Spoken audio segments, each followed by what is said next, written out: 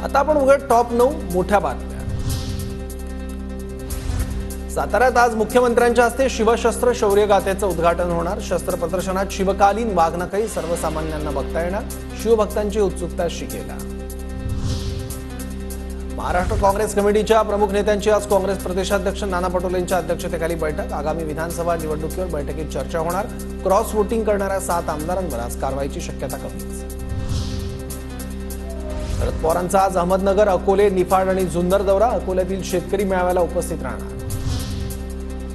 गजापूर हिंसक घटनेच्या प्रकरणावर आज हायकोर्टात तातडीची सुनावणी। विशाळगडावरील बांधकामं तोडण्याला स्थगिती देण्याची याचिका दाखल। न्यायमूर्ती वर्गीस कुलाबावाला आणि फिरदोष पुनावालांच्या खंडपीठासमोर सुनावणी होणार। शरद पवार गटाचे नेते जितेंद्र आव्हाड विशाळगडाकडे रवाना। जितेंद्र आव्हाड विशाळगडाच्या पायथ्याच्या गजापूर गावाला भेट देणार।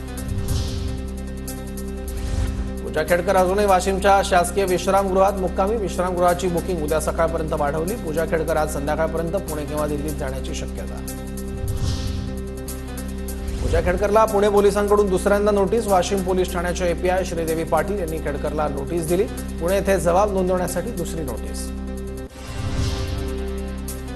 उत्तर प्रदेश, बिहारमधून आलेल्या बाबांचा महाराष्ट्रात वावर वाढला। त्यांच्या कार्यक्रमातून अंधश्रद्धा पसरवली जाते, अमित शहा, डॉक्टर अमित दाभोळकर यांचा दावा।